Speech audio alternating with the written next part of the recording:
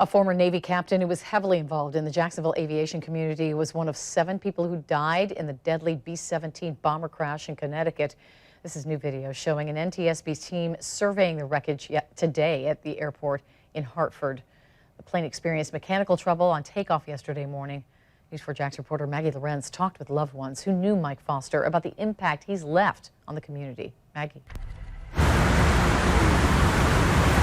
Mike Foster, who was also known by his Navy call sign Pod, was well loved among the local military and pilot community. After retiring from the Navy, he flew commercially for Northwest Airlines. And those I talked to today say he's going to be greatly missed. He was really a great man. He was a good man. Those who knew Mike Foster say if you met him, you met a friend for life. You know, he was just one of these guys that was always helpful. He was always willing to do pretty much anything that you wanted him to do. Pilot and FAA mechanic Mike Amble says Foster gave him his very first aerobatic lesson.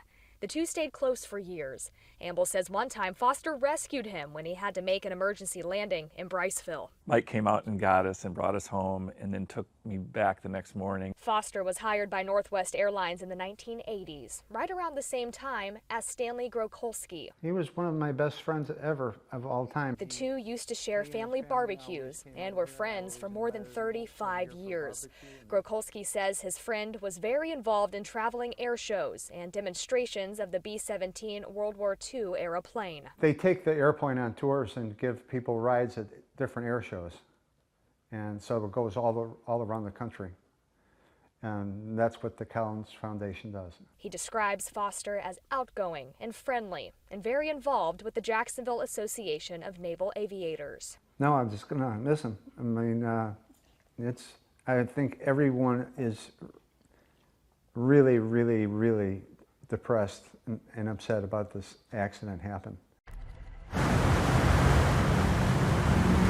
I also talked with Foster's son Liam on the phone today. He also lives here in town, but he's up right now in Connecticut.